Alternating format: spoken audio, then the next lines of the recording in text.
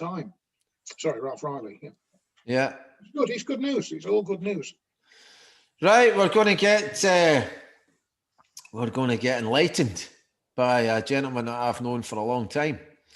Shared a few beers with and chatted about pools and chemicals a lot with Stevie. Stevie entered into the swimming pool chemical game around about 2005. Yes.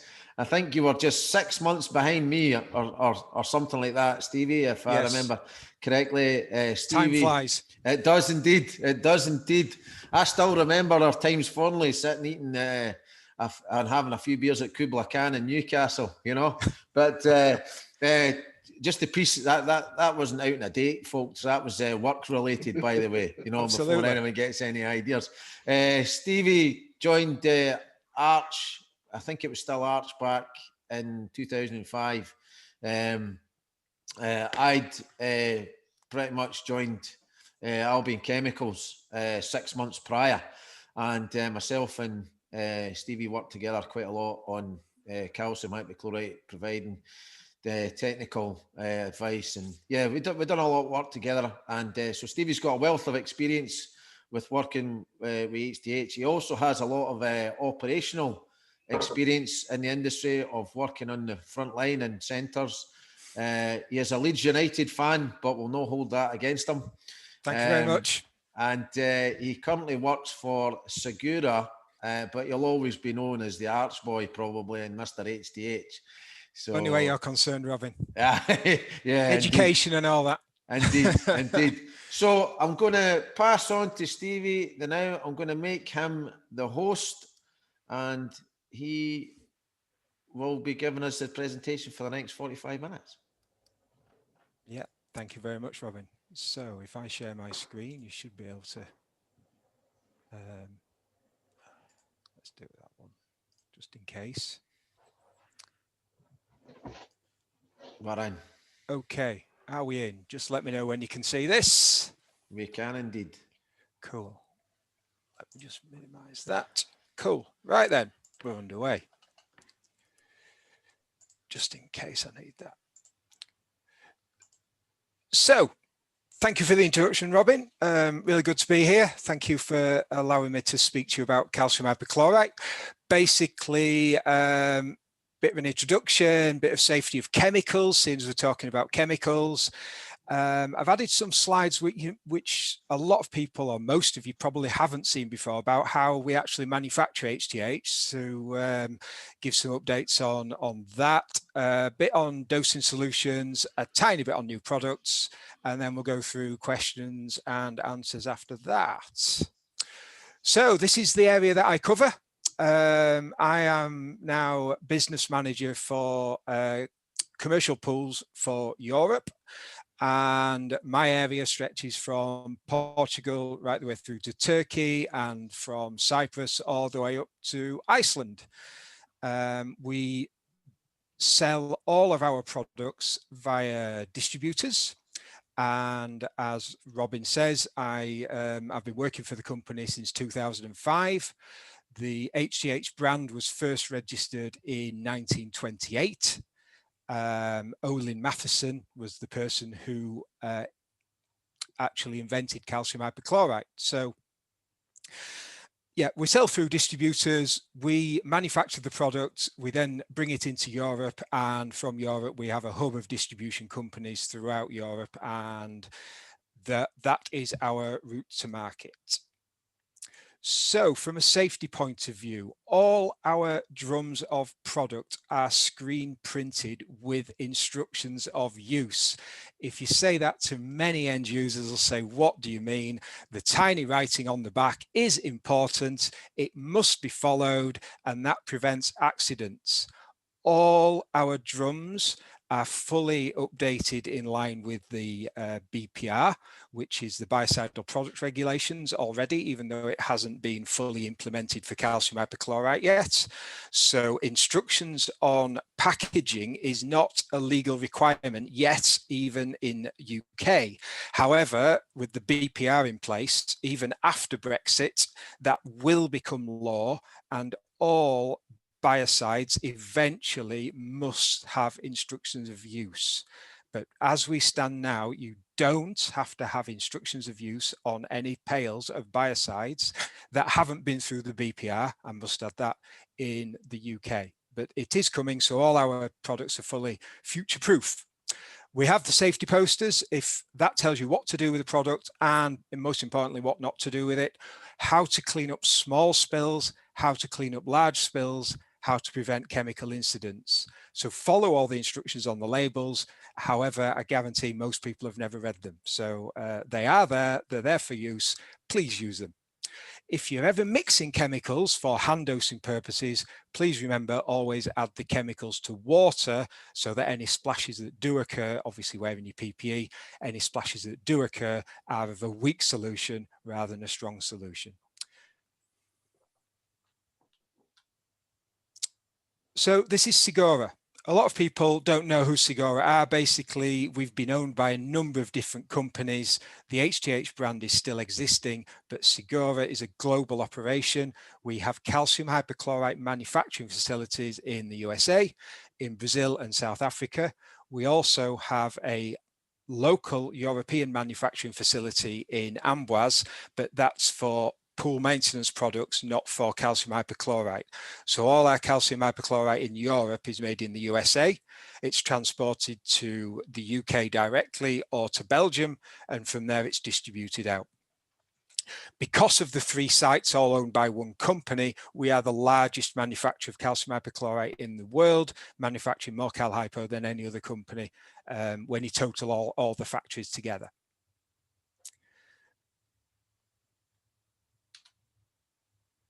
These are our plants. So in Charleston, that's in Tennessee, that's the American site. We actually have 2 plants operating at any one time. So we have the regular HTH plant, which produces the regular granular, easy flow granular briquettes, tablets of various strengths and formulations. We also have in Charleston what we call the J3 plant. The J3 plant is the plant that manufactures the HTH powder, or in Europe, we call it the HTH shock. And that is a fine powder, instant dissolved calcium hypochlorite at 78% available chlorine. The reason that is a unique product is that we are the only, you have to put the product through a separate system and a separate manufacturing process, which means that the powder is not formed from briquettes or granules. It's actually made from scratch, and that's the reason why it's nobody else in the world can manufacture a powdered calcium hypochlorite, because they haven't invested in the start to finish process that chemistry takes place. We call it J3 internally because it was actually invented by 3 gyms, so it was shortened to J3 product.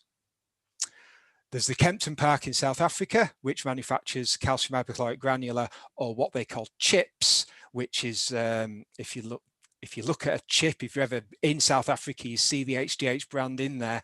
Chips are like quavers, that type of shape. They don't have a briquetting machine, so the feeders and dosing systems they use there, they use chips. And in Iguaçu, which is in Brazil, they have granular and tablets produced between around 68% available chlorine. So those are our global operations. Those are the products that those produce. All factories operate 24 hours a day, 7 days a week, and are continuing through COVID times in a safe COVID environment. So one new product that was invented by the Americans is what we're calling slow dissolved cal hypo. It's under the brand CCH. Again, for BPR reasons, we didn't have full enough time to register it as HTH products, so we had to use the CCH brand.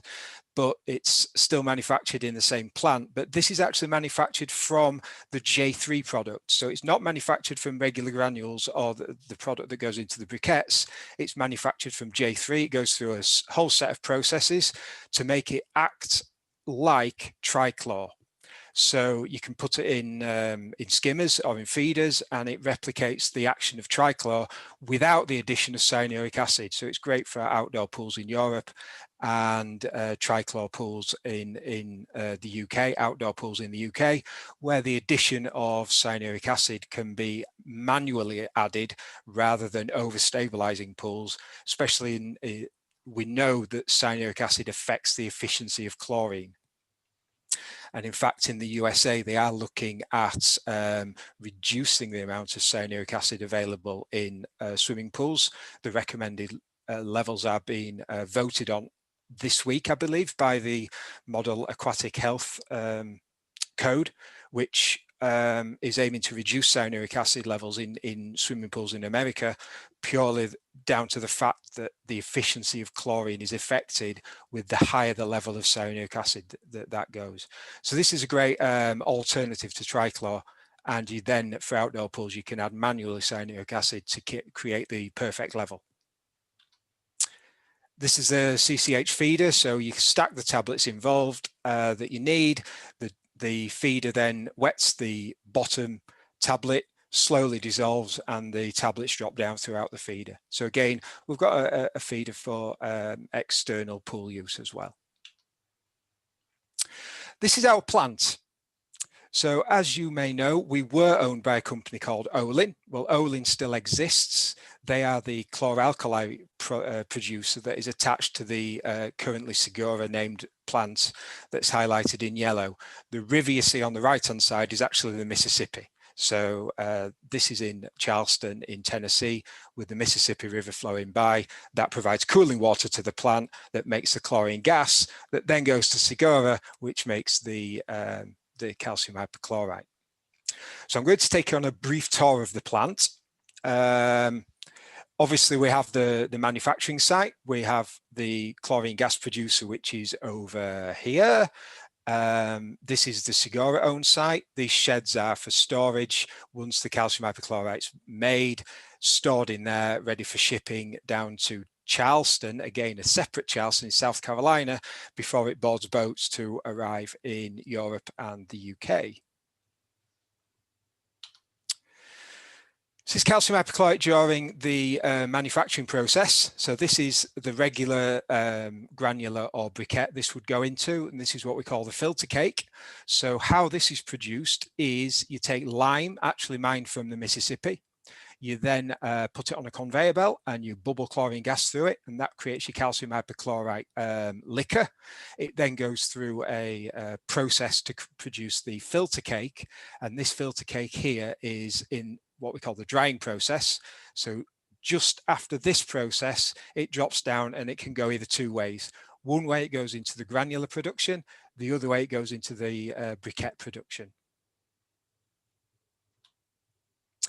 This is in the granular production area. So the filter cake is taken, produced into granules, and this is the dedusting process. So this is obviously calcium hypochlorite can be dusty depending on which manufacturer it is in the globe, but we put it through a dedusting process, which is why on all the products you see the word dedusted is added to the labeling. That's the process it's going through here to reduce the level of dust in the finished product to make it safer to use for end users. So this is the briquetting machine. So we take the filter cake, it goes through a number of set processes, it then goes into the briquetting machine. That is half a briquetting machine. So as the granules goes through that machine, you can see they're half a briquette shape. On the other side, if you imagine the camera having an exact copy of that wheel pressed into touching, so the wheels are actually touching together. As the wheels rotate, they then form the briquettes, which are then spat out at the bottom and put straight into the drums. So that is half a briquetting machine that you see there. And what you can do is increase or decrease the tension to make the briquettes perform better in dissolving situations. So when you're looking at a briquette, if you look at it sideways on, you'll see the seal between the two briquettes, between the two halves of briquettes, sorry, and that seal is depending on how strongly or weak that tension is. And at various points in the day, the tensioning needs setting to the right level so that the briquettes are not made too tight, i.e. they won't dissolve, or too loose, they dissolve too quickly. Inside all our production area, we do have what we call the storage library, and every batch that's made goes through the plant. The library is picked with 1 kilo of every single batch that's made every hour. So we have a massive library going back 3 years, and then it's replaced on a 3-year basis. What that means is two areas of good knowledge that we have, so we can have a rolling average of everything that leaves the plant, which gives us our availability of chlorine. It also means that we can have full history of the product. So if any customer has any worries or issues around the product, as long as the product is within date, we can then go back to the plant and ask for the back test. And with a back test, what happens, we know the batch that's created on the drum. And from that batch, 6 separate samples can then be gathered. Each shift is a 6-hour rotation. Those are then averaged out so we can test how that product left the plant. It gives us full traceability right from manufacture through to end use. So we obviously know there's briquettes and tablets, calcium hypochlorite tablets. If you put tablets in a hopper, you get gaps. Those gaps cause bridging because as the water flows onto the tablets to try and make them dissolve, the water flows through the gaps and wets the tablets above, which makes them stick together and can form bridging in the hopper. That's the benefit of making a briquette. The 7-gram briquette is a registered trademark by us, so nobody else can call their product a 7-gram briquette because that is a registered trademark. And also it means that the briquettes sit very well inside a dosing machine to stop that bridging happening. So when we make the calcium hypochlorite, the average chlorine that comes into the UK, 70% available chlorine. That's what the pool needs. That's what your swimming pool needs. It also requires calcium. So soft water areas require the calcium addition to prevent grout loss, tile loss, and ongoing maintenance issues. We do add a bit of salt to the product. The reason the bit of salt is added to the product is to make the briquette stick together. Without that salt in there, you wouldn't get the briquette shape, you wouldn't get the products stuck together. There is some water in there to provide stability. So it's called a hydrated calcium hypochlorite, and there's a very small amount of insolubles in there, mainly coming from the lime and the mining process that the raw material is made from. If you look at other chlorine donors, again, they are called chlorine donors, but they vary from strength from 1% available chlorine through to chlorine gas at 98% available chlorine. So again, your pool requires chlorine. Have a look at the chlorine availability, and then that'll judge how much product you will actually need.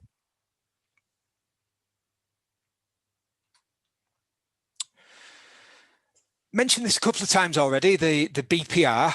BPR was brought in by the European Chemicals Association, or ECHA for short. This is fairly new in the swimming pool industry, so a lot of people haven't heard about this. However, it's very old in terms of ongoing activities. So what the British government have said is that the BPR will continue no matter the results of Brexit. Obviously, we know Brexit now has happened, and so the HSE will be taking on the role of ECHA in the UK. So what that means is any biocide, and you can term a biocide as having an effect on bacteria or any organism, that requires a registration process to go through. And the biocide process is quite lengthy. We had to complete a full dossier to ECHA for our calcium hypochlorite 3 years ago. That dossier was submitted to ECHA. We then now need to eventually, in the next couple of months, the UK HSE will be looking at their own dossier formation, so we'll have to provide a dossier information to the HSE. So the ECHA system and the UK equivalent of the BPR will run side by side. The reason for that is a lot of existing products have already been through this process in Europe, and a lot are manufactured in the UK and are sent to Europe. So in order that those companies can still exist, that part of the Brexit agreement was that the BPR or an equivalent to BPR would be continued in the UK. So it is important when we're talking about all biocides. Eventually, every single biocidal product on the market, whether it's swimming pool related or everyday life created, will be registered for use in Europe and the UK. So there's 22 different product types, and in each product type, there is every single active substance that goes to treat areas of the product type. So when we are looking at swimming pools, we're looking at product type 2, PT2. When we're looking at drinking water, it's product type 5, but there are, like I say, products 1 to 22. So within PT2 at the moment, calcium hypochlorite and sodium hypochlorite are both on the same timelines. So they will be approved by ECHA by the end of this year. And then following that, every approved substance has to have on its label the approved number, which then links to a register of approved products. So that's the traceability in it. I'll give you a couple of examples. If you notice Head and Shoulders shampoo, so Head and Shoulders shampoo used to be called an anti-dandruff shampoo. That has now been taken off their labeling. Very subtly, very cleverly, they've gone through this, but the product that made that that shampoo, anti-dandruff, did not make it through the BPR process. So that raw material that went into the Head and Shoulders product is no longer allowed to be sold as an anti-dandruff component. So it had to be removed from the Head and Shoulders product. That is an example of BPR in action. So if I have a look at Head and Shoulders shampoo adverts now, they're talking about lovely hair, nice, you know, ongoing. I've run out of the products myself because I don't need it anymore. But I used to have long flowing locks, but obviously that's the anti-dandruff component not working. But that is an example of BPR in process. So there may be 1 or 2 products in the future that we're currently using for swimming pools that may not survive through the BPR process. There is talk, it was just talked about earlier on, but the sodium bromide is an example, and BCDMH is also an example. That is down as the same. At the moment in Europe, they're looking at that very, very closely around how safe it is for end use. So again, manufacturers of BCDMH and sodium bromide are currently working on a update to ECHA to say why it's safe to use. But at the moment, no decisions made because it isn't going through the BPR process. But in the next 2 to 3 years, bromine and bromine derivatives will be going through the BPR process. So again, there's some pre-work to do that. Nothing to worry about now, but in probably 5 to 7 years' time, there may be some more news on that. So again, the BPR process, it's ongoing. And how do you find out about it? Well, there's something called Article 95. So every company that manufactures a product which is classed as a biocide has to be on Article 95 in order to import that into Europe. So you'll find our company name on for calcium hypochlorite, sodium hypochlorite, the big players are all on there. All sorts. The next ones that are coming on board for BPR in terms of swimming pool industry, things like anti-algae products, so algicides, they'll be coming through very soon. The raw material for the raw material that goes to make algicides will be on, I think, at the end of next year, going through the BPR process. Salt generation is currently going through the dossier forming process now, so that will be started the BPR process next year. So you can see as time moves on, more and more products that are directly related to swimming pools will be going through the Article 95 process, and all manufacturers of that product should be on the Article 95 list, and then an equivalent Article 95 list will be created by the HSE. Just to give you some background on the HSE, we know currently the HSE are recruiting 25 new full-time employees to just work on the equivalent to the BPR process. So it's a big ongoing work that the government are putting in place to make sure that they're aligned to the European existing regulations. So it means that businesses can still do cross-border transportation and selling of biocidal products. Sorry if that could be a lot of new information for you. There's a huge amount of information online. If you need any more information on certainly calcium hypochlorite going through the BPR process, more than happy to help anyone out through that. But we should have our registration number on our pails end of this year towards the beginning of next year, once it's been issued to us.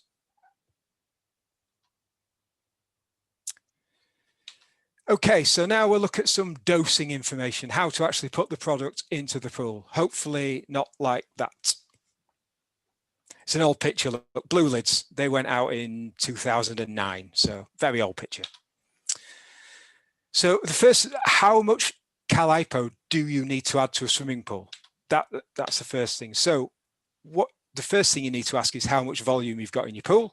In this example, we're using 450 cubic meters, but obviously you then need to train the people who are doing this how to work out volumes, which again is an advanced maths class. I don't intend to go through this now, but you might need to do that with clients and customers of yours. Then you look at the active chlorine concentration of the products you're adding. So in this case, we're using the HTH shock as the active chlorine content. Why? Because it's an easy hand dose product. You can easily put it in the pool directly when no bathers are in.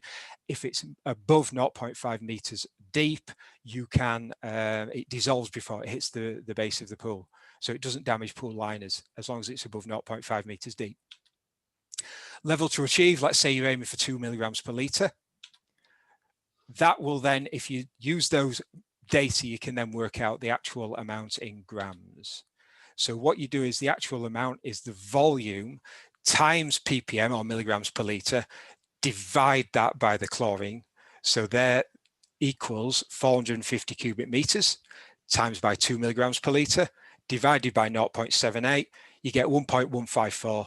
Therefore, 1.15 kilos is required to raise this pool from 0 to 2 milligrams per litre, or an additional 2 milligrams per litre to whatever you are working at now. Very simple calculation.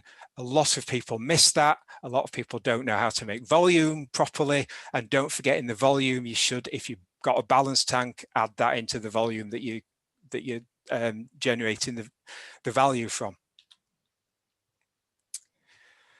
So if your pool is an older type pool that's probably been upgraded from a sodium hypochlorite plant, the easiest way to convert that in the past was adding a mixer, looking at the dosing pump, and if you're on briquettes, you could add a net into the day tank. We do have advice on the amount of scoops. So each HTH drum comes with a blue scoop. The blue scoop actually holds 700 grams of product. The reason for that is one blue scoop in the average 450 cubic meters of pool water will raise your pool by around 1 milligram per litre. That was the reason we chose 700 gram scoops. So one scoop, 50 litres of water in a day tank, maximum 20 litres of water. The problem is that that creates a 3 to 4% solution strength. We're working with everyday people. Everyday people generally say, actually, it's a Friday, so I'll throw in another 3 scoops. All that does is ruin your solution strength, and you will end up with undissolved product at the base of the tank, which eventually can impact on your impeller and need you to have a new impeller. It will block up or potentially block up your foot valve and any non-return valves in the dosing pump here.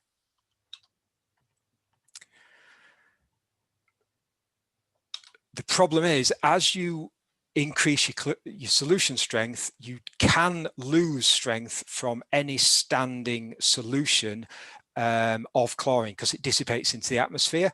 So the problem is, if you're self-dissolving calcium hypochlorite in a day tank, you can start to lose through evaporation the strength of chlorine in your day tank. So again, it's wasted product. A lot of pools are looking at how to save on costs, especially after COVID opening up. So switching to a dry feeder system actually can pay for itself because a dry feeder system doesn't go above 2%. When chlorine's in a 2% strength, it stays at that 2% strength for a very long time. It has a very long shelf life at 2%. 3 to 4%, you're going to lose a lot of product. Don't forget, HTH likes short dosing lines, half-inch OD minimum, and the less non-return valve it's got, the better. So hopefully gone are the days where huge, long 25-meter plus dosing lines are in the plant room that need looking after. It doesn't like that at all. Try moving the location of the pump and tank instead of increasing the dosing line length. That would be my best advice to anybody who is still using a dosing tank. If you do switch from sodium hypochlorite onto cal hypo, you do need to work out the dosing pump size. So again, this calculation tells you how to do it, but don't forget that's the minimum dosing pump size. You do need resting periods for dosing pumps. So always double your answer, and that will give you a minimum dosing pump required if you're looking at switching sodium hypochlorite to cal hypo. We do have feeders, Easy Flow 20, 50 and 100, and this is them in action. So I'm just going to do this a bit quicker because I'm running out of time. So you see here the spray's on, the sprays hit the briquettes produce the chlorine solution into the base. The base is constantly flushed, even when the sprays are not on, the flushing still continues. This creates a 1 to 2% available chlorine solution in the bottom. The briquettes stay dry on the top, so you don't lose your chlorine strength. Dose via a Venturi, not by dosing pumps, which means there's no long dosing lines. The Venturi doesn't block up, and there's no non-return valves. There's only one non-return valve in the whole system instead of 5 or 6. When you are using a feeder or filling up a day tank, alkalinity is very important. Calcium hypochlorite does not like high alkalinity. So keep pool water between 80 and 100 milligrams per litre of alkalinity. You will get good dissolve on the briquettes. In a feeder, you will see the briquettes shrink. In a day tank, if the alkalinity is high, you'll get more sediment at the base. If the alkalinity is low, with the water filling up the day tank, make sure that it's low alkalinity, you won't have any issues. High alkalinity is the #1 cause of all problems where calcium hypochlorite is concerned. This was a pool before HTH was added, and that's the same strainer basket after. We were talking about turbidity earlier on. If that's a UV going through there, obviously you get much more efficiency out of your UV system. So this is a pool this time in Greece. This pool here, indoor pool, same pool after switching to it. You can see the actual difference there. There was an outdoor bit as well, but it wasn't a bad job to visit that one. And finally, if you've got any issues, we do have Banisol Extra now in the range of HTH, which if you've got calcified spare parts, calcified issues, dechlorinate the product before it goes in, then you put it in there, no scrubbing, no manual action is made. After only 5 minutes, you can see the calcium's gone, no scrubbing involved, no manual action involved. You can easily update that very quickly. One final thing, we do have filter wash. So this is sand filter that's come out of filter that was in use in a pool actually in France, because the lab that this was done testing in is in France. This is a filter wash. It's got a purple dye. After 12 hours, so an overnight soak, you can see all the sand has been renewed. It could save costs on renewals of expensive filtration media. You know, it might give you an extra 12 months in operation instead of doing it now, save operational costs ongoing. And I can take questions, just have this in the background. This is the largest single user of HTH Cal Hypo we have in the world. It's the Bellagio fountain in Las Vegas. Uses something like 150 kilos of product per day. That's purely down to the volume of water, and it's outdoor, and it's in Las Vegas, and it's probably not stabilized. Any questions? Steve, I've got a question for you. Yes. Why is it, or can you explain why some of the other brands of calcium hypochlorite have a tendency to block faster and quicker? So I've seen it quite a few times where they've been using HTH, they've switched to an alternative brand, shall we say. Chinese shit. Right. So they've switched to an alternative calcium hypochlorite. And usually I find them switching back very quickly after the amount of trouble they get. So why is that? Mainly it's down to the way the briquettes are made, the shape of the briquettes versus tablets. Like I've already said, bridging in the hopper, as it bridges, what happens then is, what do you do with the machine? You shake it to make it drop down. The machine then drops down. As it drops down, you're going to put large break-offs of tablets into the base of the dosing machine, which then go in and block it up. The second point is we are the only manufacturer in the globe that uses the top easy flow additive. So there are other anti-scale formulations that other manufacturers use, but we tested the world's top 10 anti-scale formulations. We then became the sole purchaser of that anti-scale product. So we're using the best. We started in 1928. We know what works with Cal Hypo, we know what doesn't. On the back of that, other manufacturers in the globe have copied our operation, but also especially if it's made in China, you can't always date the product as well. So the older the product goes, we guarantee our product for 2 years.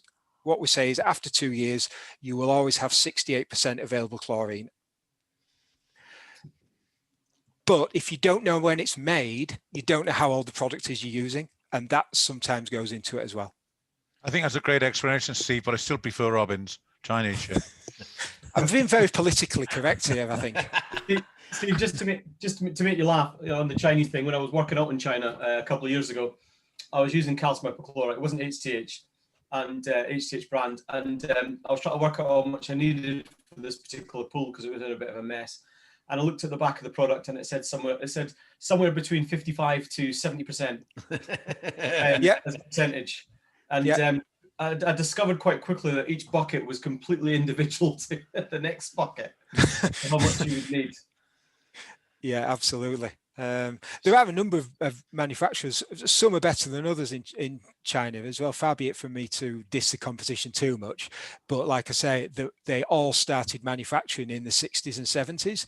They didn't get the starting point there, and generally started exporting in the 90s. They very rarely exported before the 1990s. A lot of the domestic cow hypo will be from China. In fact, Stevie, probably the majority of it. I wouldn't want it because I mean HTH is used in the domestic range, but a lot of the chemicals that are distributed in the UK in terms of for domestic pools, hot tubs, and through Dobie's Garden Centre, a lot of that will be from China. So there is quite a lot of cow hypo in the country, but probably not from a commercial point of view. Oh yeah, absolutely. What a question! Good question here from Robbie. He's talking about liner pools. Yep. What would you recommend when hand dosing or shock dosing potentially in a liner pool, when obviously the liner pool has an upper limit for chlorine levels? Yeah, absolutely. I mean, liner pools, most liner pools are either high-end domestic or smaller pools in the outdoor area. But yeah, from that, the instant powder is ideal for liner pools for shock dosing. Again, with good calculation, as long as the pool's above 0.5 meters deep, then you can use that powder on the liner pool. It's our fastest growing seller, because if you use granular, if you throw in granules, if you throw in tablets, they'll just sink to the bottom, sit on the liner, damage the liner, and people wonder why it's bleached the liner. Yeah, Stevie's talking about the kind of the wee 5 kilogram buckets of what's called HTH shock, if I'm correct in that, Stevie. Yeah, that's right. And it's instant dissolve. As soon as you add it into the water, it becomes like a powder. It's a powder that becomes like a cloud, and it instantly dissolves. Very, very popular in Scotland with those that use calcium hypochlorite for the reasons that Stevie's talking about. However, the calcium hypochlorite granules do have an advantage if you're trying to get rid of algae, or if you're trying to get rid of staining. If you actually use a pipe and put the pipe down towards the affected area, pour the calcium hypochlorite granules on the affected area with the algae, it doesn't dissolve very quickly, so it actually kills the algae overnight, and it does wonders when you come in the next day. So there is an advantage for having the granules over the shock, but obviously with a liner, the instant dissolve works a lot better. One of the things, Stevie, I really everything, there's always a nugget, there's always something that you pick up on, right?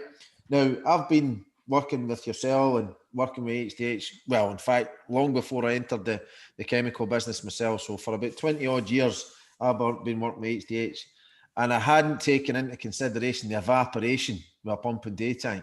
So I was delighted to see that, and it's obviously another justification and benefit of going to a pellet pro or a feeder or an easy flow unit or something along that line. So I've picked up a wee nugget today. I mean, just to bring up on that pump and tanks, the manual, you've got staff that are not really interested in what they're doing. They'll go on the PPO cost, but there's too many variables with a pump and tank nowadays. It's 1970s technology, a pump and tank. How many cars are driving around this country from the 1970s still? Why is that? It's old technology. There's too many variables, and in a professional operation, we want professional standards, and there's just too many variables with a pump and tank. Stevie, there's still big design and build companies that, big reputable design and build companies that are still putting pump and day tank in new builds. It's what they know. Yeah, I still see it. One other question that I've got. See, I love the pie chart with your, what's in the actual HTH itself, and in the others is. And this might be a myth, but it's brought up quite a lot with people in Scotland. Are there actual phosphates in calcium hypochlorite? That is a myth that I'm glad to end here and now. No, a lot of people think there is. It's a phosphonate, not a phosphate. So the products we use is a tripolyphosphate. That's where the name phosphate comes from, but it's not a phosphate. And by the way, even if it was a phosphate, the amount of that goes in the easy flow briquettes that then goes into a pool is less than what's in your mains water anyway, you know, so much less than what's in your mains water. But it's not, it's a phosphonate, so it doesn't add to phosphates in pools. A very good answer there, Stevie, and it's useful for a lot of the guys who are tutors on the deliver the pool plant operators training, because I'm sure, like myself, they've been hit with, well, we've got algae and it's because we use that HTH and it's got phosphates in it, and I'll keep saying to people it's not. You know, check your water, your incoming mains water first before if you it did have start phosphates in it, it'd be on the MSDS sheet, and it's exactly, not. exactly. Any more questions, guys? Steve, I've got. It's not so much a question; it's more of a thing I've seen it recently online. There's quite a few debates that come up about calcium hypochlorite, about its worthwhile ability for alkalinity, and there's a big belief out there that I've seen where people say, well, actually, I don't need to use any sodium bicarbonate in my pool because calcium hypochlorite does it all for me, and it's managing to control the alkalinity. So, you know, how much influence does it actually have on the alkalinity on a swimming pool? None. I knew that was the answer, but it's just I know that this is going to go out and it's going to be recorded, and it's interesting to get it from, you know, someone who manufactures it and sells it, that it doesn't do anything as far as alkalinity is concerned. Yeah, don't forget, we're just the manufacturer. We don't actually sell. We have no end users of this product. All our customers that we sell to are distributors, and the distributors then go out and sell it. So just but yeah, eventually, obviously, we do sell it to the distributors. But yeah, at no point does calcium hypochlorite have any effect on the alkalinity. The only link that it does have, it needs a lower alkalinity than sodium hypochlorite. Yes, and that'll be where the confusion's coming from. If you're switching from sodium hypochlorite to calcium hypochlorite, great, thank you very much. But have a look at the other parameters and bring the alkalinity down in line with the PUTAG guidelines. As long as you're in line with the PUTAG guidelines, it's not a problem. It works very well. The lower you get it towards the PUTAG guidelines, so 80 to 100, if you're in an automatic dosing machine or a pump and tank, works even better. Stevie, is there an equation for how much calcium HTH can increase in the water? Is there a ratio is probably the word I'm looking for, a ratio. So if you add, 10 kilos of calcium hypochlorite to a 450 cubic meter pool, how much will that raise your calcium level in theory? Yeah, in theory, yeah, it's just basic maths. So right. I've looked at the MSDS sheet, that'll tell you how much calcium's in the product, and then just do basic maths. Or advanced maths in this case. Yeah. So there's nothing more to it than that, really. No, absolutely not. Right. Perfect. Because that was a question that came up recently as well. Brilliant. Any more questions, guys? Yeah, I've got one for Stephen. Hi, Stephen. Hi. I used to use HTH at a pool that I run, but we stopped using it quite a few years ago. The main reason that we stopped using it was the fumage that we used to get off of the granules that we had. Now, obviously, I know that there's the tablets and briquettes these days, and what I was looking for is, I assume that those briquettes and tablets don't have the fumage issue that the granules had, and even if maybe they get broken apart from dropping or whatever, that isn't the case either. Well, as I've stated before, that we guarantee the product for 2 years after manufacture. Now, the fumage comes from either poor storage conditions or old product. So we sell the product in Middle East, which has a hugely high temperature. Now, a lot of the Middle East companies have refrigerated air-conditioned storage units as well as part of their plant rooms, which is great. But if they don't, we can't give the product 2-year shelf life because it's outside of standard storage conditions. The hotter the product is stored, the quicker it goes off. So the less heat that gets into around the drum. So plant rooms, generally, they are humid. Plant rooms, especially on the older buildings where dosing systems are put inside the plant room. On newer builds, if you look at Tom Devin's specifications, and nowadays the dosing room is an external building to the plant room, so it's a lot cooler. You just don't get those issues. You get a 2-year shelf life out of the product. I've been to places in the UK and in Europe where the product's stored next to the pool heating system, and they've wondered why it hasn't lasted more than 6 months. So the fumage comes from storage conditions, or from poor storage conditions, should I say, or from being very old and no stock rotation.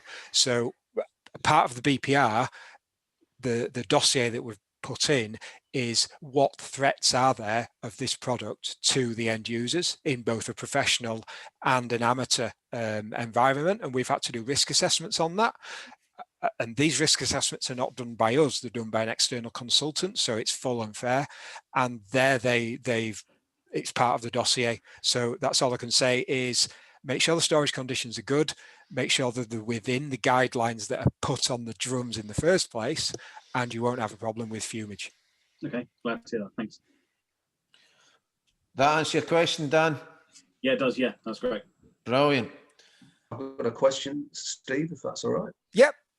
Yeah, the CCH slow dissolve product you mentioned. Yes. That sounds quite interesting. Is that something that's available in the UK, or could be in the future? Yeah, it's available via CPC in the UK. So if you speak to them, I think Lee's on the call. I think I saw his name. If he's still there, yeah. If I've not put him to sleep, he's the guy to speak to for CCH. Yeah, and does it require a dedicated feeder, or could it be used in an existing one? No, it does require a dedicated feeder because of the size of the tablets and how it falls down through the system. Yeah. The only caveat I put on that, it could be used in a residential environment instead of trichlor being placed in the skimmers, for example. Yeah. Okay, cheers. Thanks. But for a commercial pool, we do recommend the feeder, obviously in line with PUTAG guidelines. Yeah. All right, thanks, Steve. No worries. Brilliant. Anyone else? Well, thanks very much, Steve. Great presentation. Absolute pleasure. Yeah. Fantastic insight to the manufacturing of the product. I don't think I've actually seen that, before. So that was a great insight for that. So brilliant as always. Thanks again, Steve. If anyone wants to get in touch with you, what's the best way? Oh, hang on. I've got it on the... Did I not go? Here we go. There we go. That's it. Perfect. Oh. Yeah, it's on the start of the on the start of the presentation. Sorry, it was on there. My email address was right at the start. Yes, I've seen that. That's fine. We'll get, if anyone wants to get in touch with Steve, and if you can't find it through either the recording of this or directly with Steve, you can come through myself or Ian, and we'll pass on Steve's details. But yeah, once again, great presentation, great insight to calcium hypochlorite, and thanks again. I'm not sure how to stop sharing now. I don't use Teams that often. I use Teams. Yeah, just go down to the bottom and just see where it says share screen. Just click that and say stop sharing, and that'll be fine. Aha, found Got it. it. That's it. Thank you. Right, guys. Lunchtime. We've gone for a short lunch. I think that's the pool plant tutor in us, and myself